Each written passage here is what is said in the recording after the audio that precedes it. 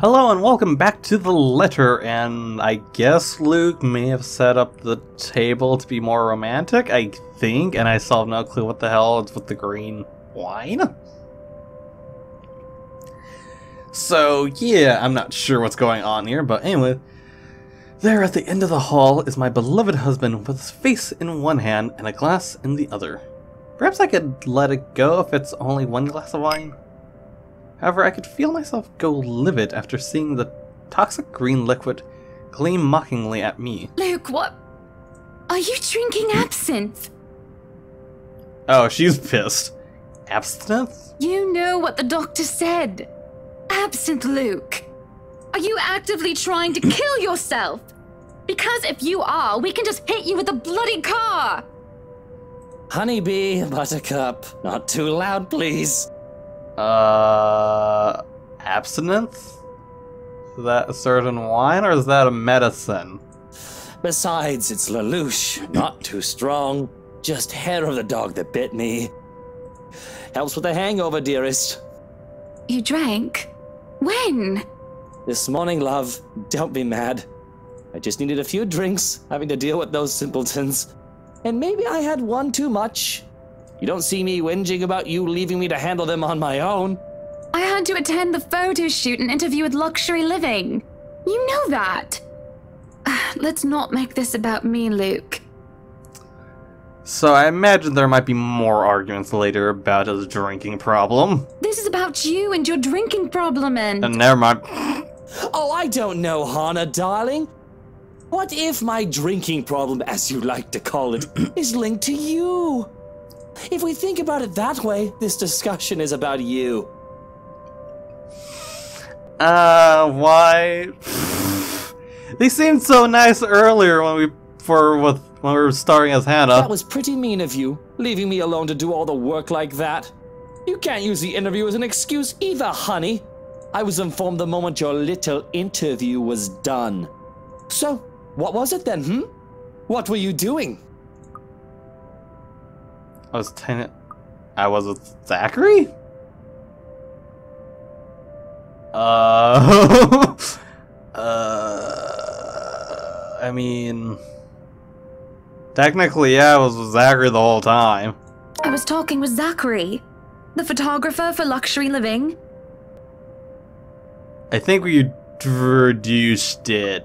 Oopsies. I have no reason to tell lies. It's not like I'm guilty of anything.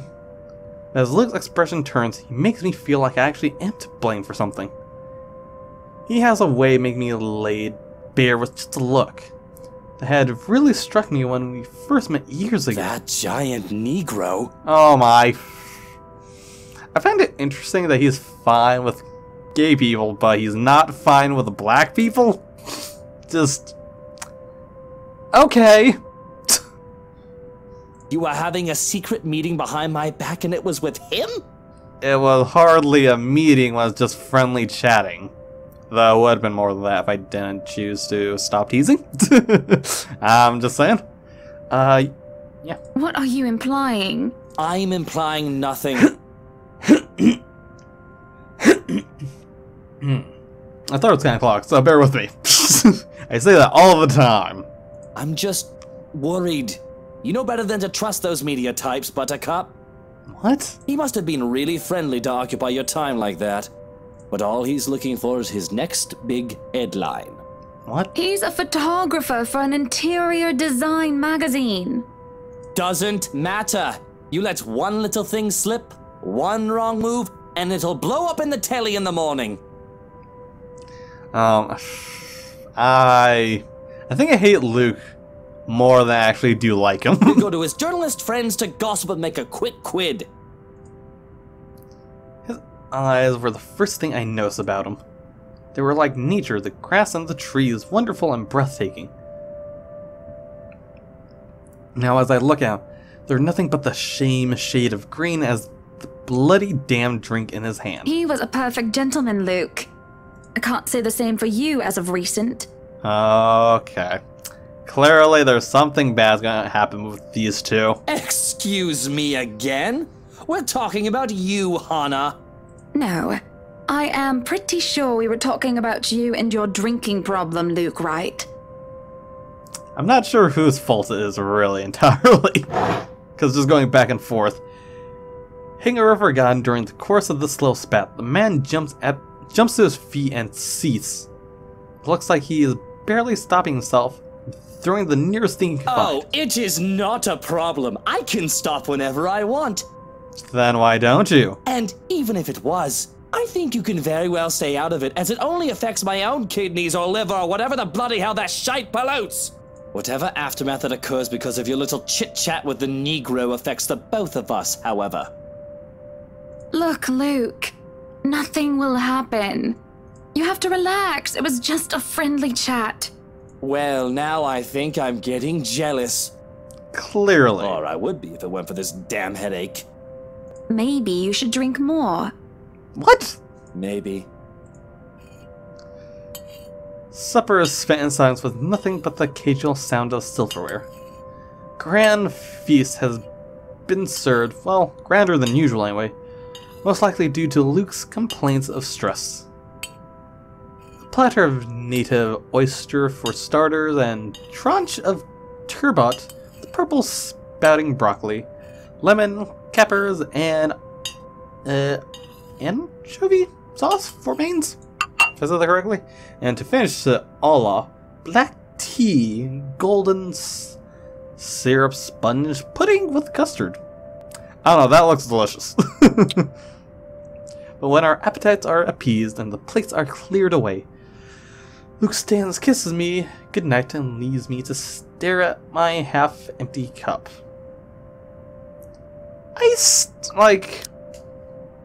They're married and all. For I think they've been married for, what was it, 7 or 8 years now? I don't remember. It was long, but not that long. But, like, they're happy together, but they have these kinds of arguments? I'm very confused. Lonely in the full of night, I sit in the house, too big and too empty, foreign and unwelcoming. Even with its warm tone and homely decor, it feels cold. There's no need for tears, however. I know I could get through this like every other obstacle I have faced before. This is a minor setback in what I will hope be a long and happy life. To remind myself that this place is for Luke and for our future children fills me with a renowned vigor. Besides, it looks like someone is having a cry already. The wailing is far away and muffled, and my dog is going to want to leave the room. God damn it, Leo. Leo. Leo.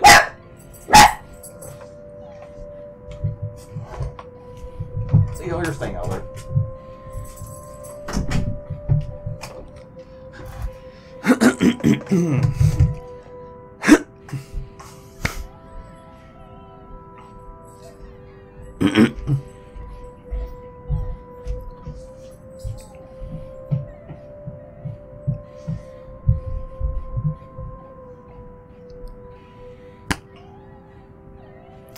Okay, so you're probably going to hear a lot of noise going off in the background. So, hopefully you don't hear it, because it annoys me whenever I fucking record. Anyways, the wailing is far away and muffled. Yet at the same time, it shakes me to my very core as I hear it. As if the suffering is just standing right beside me. Hearing it sends a chill down... Wait a sec, I wonder if the cry is the ghost. Oh no! Hearing it sends a chill down my spine, makes my skin prickle with goosebumps. Who is that? Oh no! No! No, no, no! No, no, no! No, no, no. Oh no, it's the fucking ghost! Curiosity sinks in as I follow the sorrowful sound into the kitchen. And into the wine cellar house. Hello? Is anybody down there? Don't fucking open it. Get the fuck out, Hannah. I'm curious and concerned if there's no way I'm going down in the dark and human underground. Humid, not human. That sounds awful. I'm not as enthusiastic as Luke, who considers himself quite the concierge. However, I also cannot bring myself to go to bed with this racket going on. If it is one of the household help, we'll surely need some... what? I completely ignored it. As one of the household help, they will surely need some talking. Okay. After all, this wouldn't be the first time I've gone and found one of the maids sobbing their eyes out over one thing or another. As professional as our staff are, they're still human. More often than not, it was either Johannes or I who would calm them down, who would help them figure out how to go on about things. Unfortunately, I'm not in high spirits right now, so I'm not as wholly benevolent.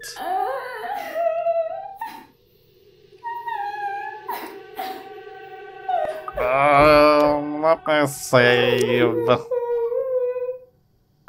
I don't want to open the hatch knowing it's gonna be a bad thing. I knocked 3 times, waiting for any sort of reply yielded me no results, and I've already touched the floor hatch far too many times than I'd like. Take a deep breath before reaching out again to whoever's inside.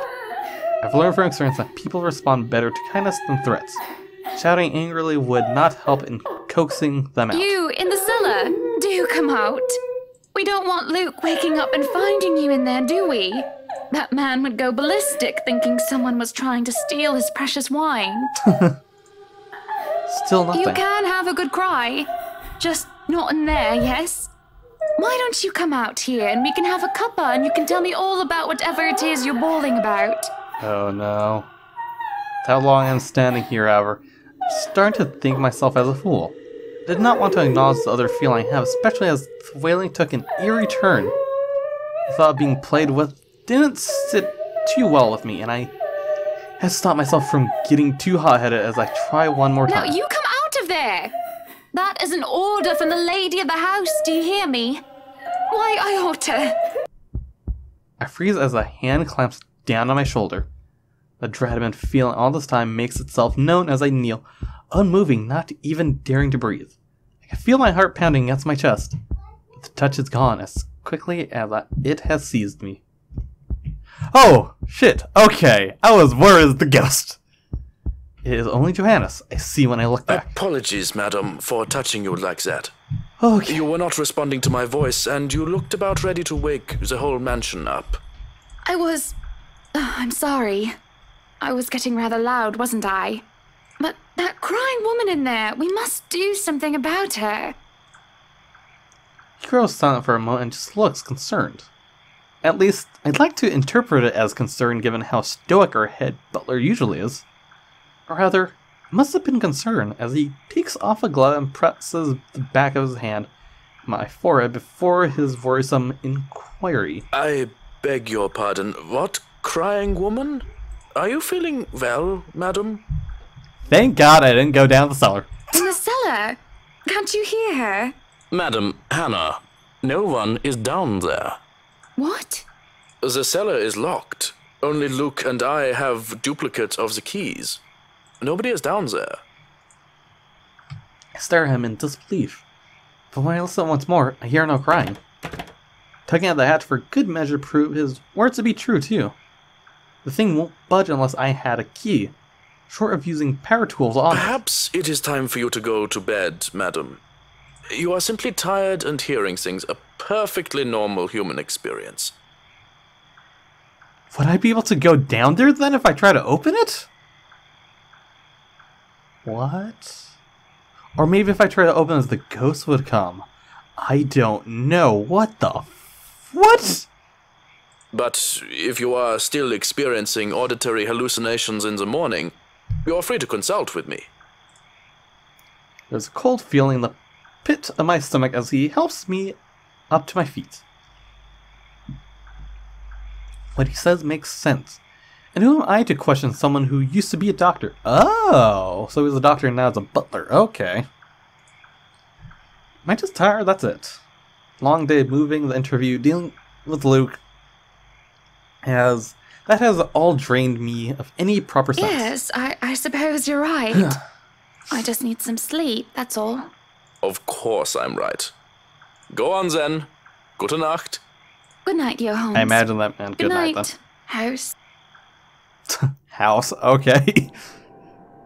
It's just fatigue. That's why I keep telling myself, although I can't ignore the strange feeling in my gut. Either there's something wrong with this house, or there's something wrong with my head. Sleep will be elusive tonight. October 28th. Friday. Did we skip a day? We did skip a day! Luke is already gone by the time I rise. There isn't a single hide nor hair of him to be found. Trying to call him on his mobile is a bust, as it only goes straight to his voicemail. Twice in a row he's gone on me. And for him to disappear today of all days is every bit upsetting because of what's to come. They have something planned then? The morning is once again filled with a whirlwind of activity. Fortunately, I am much more refreshed as I took a break from my responsibilities. I haven't the fanciest clue where Luke was yesterday. Today's going to be a busy day, although unlike Wednesday, the master of the house isn't here right now, absent once again from his duties. Hopefully he'll be back in time for the party. This is our house after all.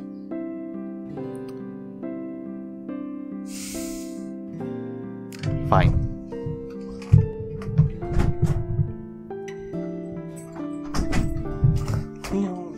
Make up your mind.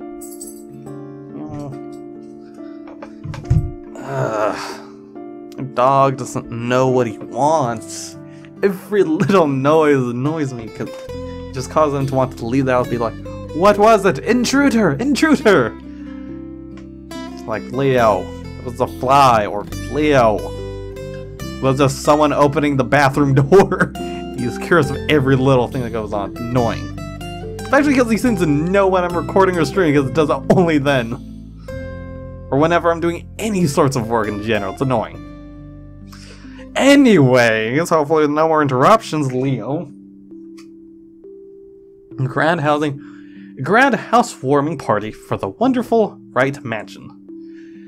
Every person of importance from Luxembourg is invited. And there will be a few guests flying in as well. Of course, there will be some people from the media, along with friends and acquaintances who are made no less important, regardless of their status in society. Oh. Mary Ann and I discussed business and last-minute touches as to the house before finalizing everything. Not that there was much change from our original plans. Bar any huge additions to the property itself, the mansion is nearly 100% complete. You have certainly exceeded expectations, Marianne. Everything looks so marvelous, and in such a short time, too. Well, I can't take all of the credit. People have certainly been enthusiastic about the idea of working on the Wright mansion.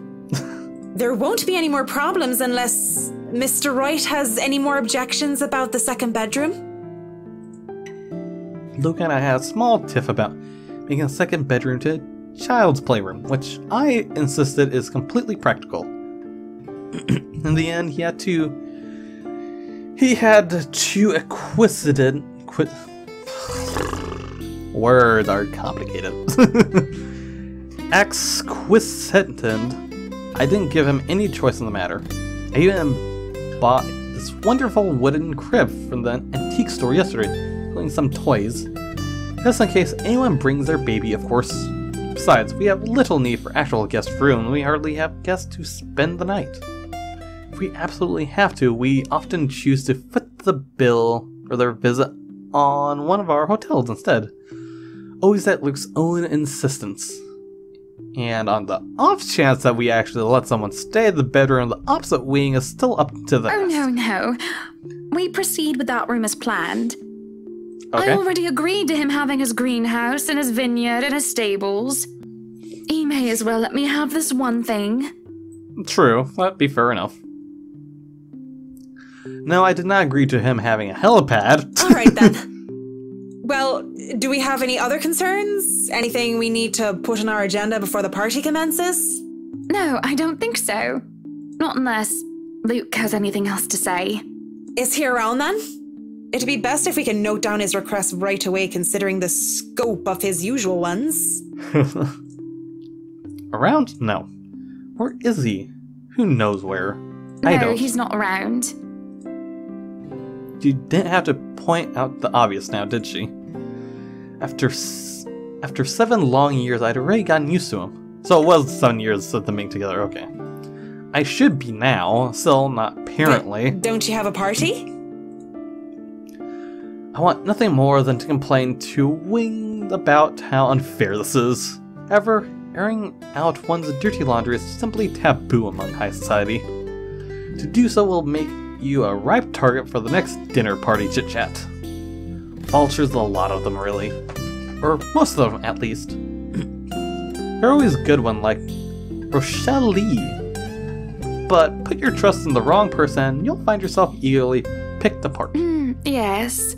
But Luke's just being a sweetie, you see. That friend he's visiting, he's having marital problems and he's just trying to cheer him up.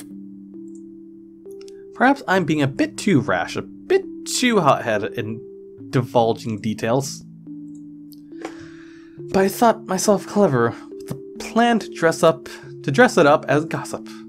Marianne's raised brow make me unsure whether she is interested or not.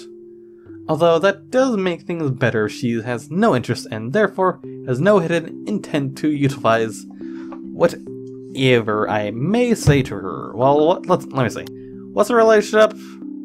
It's alright. It's about the same as Zachary. They've been married for a long time and they've hit a...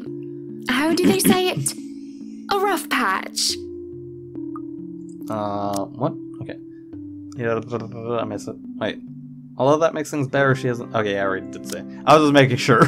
His wife has a drinking problem and can be very neglectful. The poor thing really does his best to be a good husband. But it's never enough for her. Sometimes I think it's the years. Maybe it's been so long that they've lost that romantic spark. What do you think?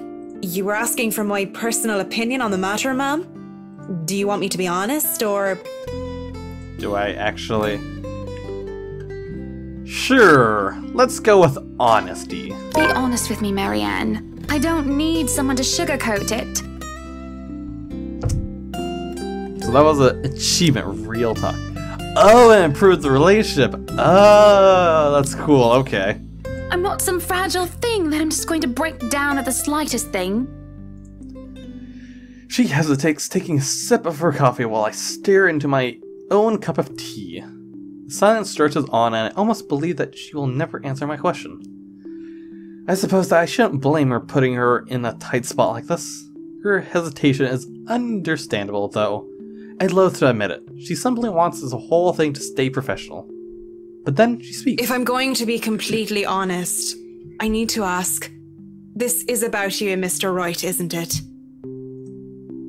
It's my turn to hesitate now. I really didn't expect such a straightforward question. To get to the heart of the matter, I suppose I'm not as clever as I'd like to think. Or is it really that bad that an outsider can see our little marital troubles? Surely we aren't that obvious, are we? We put up the act as a perfect couple for years, although it hadn't always been an act. Marianne is just more keen than the average person, of course.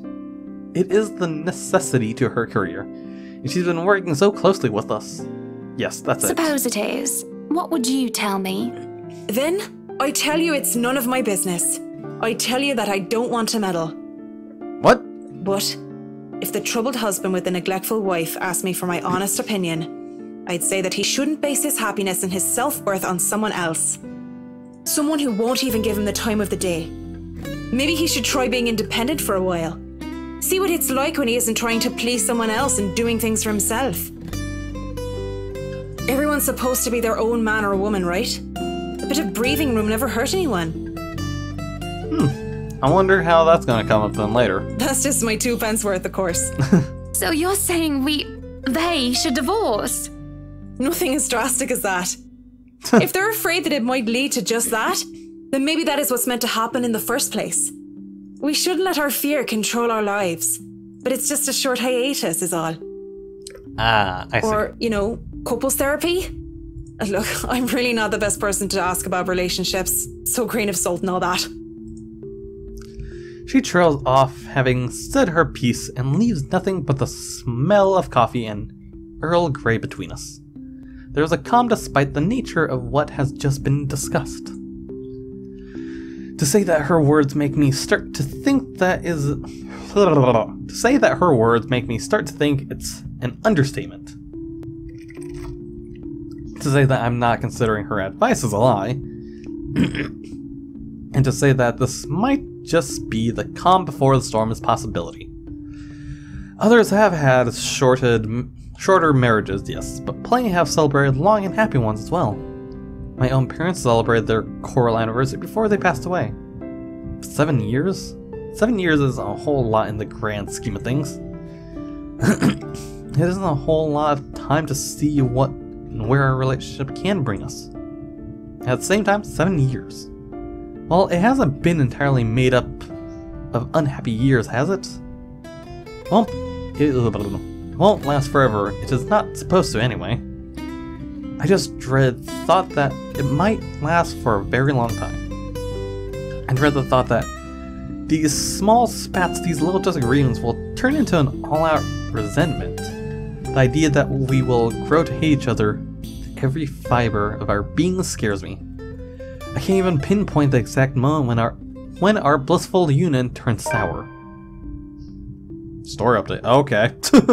We can get through this, right? I know that I still do love him. I feel that there's still a part of him that loves me in return. We just need to get our hands together and talk it out. Surely he will see some sense. There's a cop before Mary Ann clears her throat. I must have been quiet for so long, and I move to apologize when she stands up. We both end up on our feet, unsure of how to proceed. Some sort of odd, awkward shuffle occurs as we decide whether to sit back down or not. I really should handle what's left of the work. You won't be attending the party? Oh, you really must, Marianne. I'll try to stay and chat. Maybe grab a few bites and a drink, but I can't be around for the entirety of the event. My apologies. Busy, busy, busy. You must stay a while. I'd love for you to meet some of my friends, and they're ever so excited to meet you. You need to say hello to the Lees, at least. If it wasn't for them, I'd never even heard of you. We'll see. So, if I can be excused? Certainly. You'll have to excuse me as well. I must attend to the party before any early birds arrive. Because, believe me, they will throw a fuss if things aren't ready, even when they're not supposed to be here until an hour later. So the scene outside the parlor is a great organized mess. And update. So what happened before? I wonder if this is going to be more of Luke's thing that'll occur here. The scene outside the parlor is a great and organized mess. Aside from our own household help, we hired the service of the temp agency which provides staff for Right Enterprise, the hospitality sector. Even our very skilled staff cannot undertake a party of this size on their own. Waiters, busboys, and hostesses and their staff captains move about in droves carrying croquet and serveware, good for several dozen people and then some. Words. Chefs and bartenders tail after Johannes, looking like scared little children, as he escorts them through the kitchen and into the wine cellar. To pursue the stocks to select what can be served at the party and what can be used for cooking. Snail! We have a lot to do, and I believe we did not hire snails. Snails are for the dishes. A string quartet. Reddy is up to play for the evening, turning the instruments as they fill the air with idle chatter. Floral decor worth thousands, file vases worth... I can't speak today! Floral decor worth thousands, fill vases, wreaths and baskets, while petals and scattered along the driveway up front. Holy shit! Took me a while. An ice sculpture of reindeers brought in carefully by a pair. It is followed by a simple cake, just a 5-tier white chiffon. One with white chocolate mousse, fresh berries, and a light dusting of edible gold leaf. But despite the fact that I've told Marianne how I will attend to all of this, I find myself unable to focus or care for any of it. I still have our discussion running in my mind, and looking at all of this, I only see Luke everywhere. These are all the grand things that Luke wanted to have for the party. I had wanted a small, elegant, and simple gathering with only a select few invited, namely the people who I would actually trust to enter my home. I did not want any bloody politics or paparazzi in here, no matter how used I am to catering them. At least be here for your party. Damn it, Luke. The entire thing screamed Luke right. And I can't help but add another question to my growing list of queries. Where did I lose myself? It's always about him nowadays, isn't it? What about Hannah Wright? What about Hannah Evans? I used to be my own woman, who made her own name, her own career, and her own decision. Sure, I was raised the social butterfly that I still am today, but it wasn't all empty, shallow gossip and sitting pretty. I was also lauded my knowledge and talent. Finance manager wasn't just handed to me just because my father owned the company. I had insisted I start at the bottom so I could work my way to the top and prove myself. And I did. I worked numbers, managed budgets, money and accounts, analyzing the competition and market trends. There was the calculation of financial risk, cost reduction opportunities, auditor liaison, and public relations supervision of staff, and, well, I generally had a huge slew of responsibilities. Admittedly, I was already quite the attention seeker even back then, having dedicated most of my youth craving for my parents' approval. Failing that, I turned to others, looked for praise from anyone who would give it, however fleeting it was. And Luke? Oh, Luke. The way he looked at me, the way he watched me and took a genuine interest. He had my he had me disgustingly obsessed. He had me disgustingly obsessed day one, hasn't he? He saw me for me, Hannah Evans, both my fault and my achievements. The man didn't treat me like some damsel in distress or some prize to be won. I remember the nights before we were married, where we talked about everything and anything. From being big things like business, society, and philosophy, so little things such as what we had for breakfast or whether we liked cats or dogs more. We both prefer dogs. Nowadays I'm just Luke Wright's wife. It's mostly my fault, isn't it? They told me that husband preferred wives who are docile and subordinate. A woman who'll always be there for him, yet would never outshine him in all aspects except beauty. A wife needs to be at home and attend to his needs, to have children to take care of them in his absence. He said I have no business working anymore after I was married. I can blame society, but I listened before I can fail further into the introspective pit of self-loathing. Someone calls for my attention. The guests have arrived, madam. And Luke? Running a bit late, I'm afraid. Late for his own party. That man, I swear. He's probably looking to make a dramatic entrance, knowing him. Open the doors then. We mustn't tarry. And so this is where I'm going to have to end the video, because I think I've gone slightly longer than usual, but then again, I probably have to cut out some parts if I can remember, hopefully. So, if you guys enjoyed the video, got the like or upvote button. If you want to see what's going to happen at the party, got the subscribe or follow button to be notified of the next part. Got anything to say so in the comments below, and I'll see you guys in the next video. Comrades? Ooh.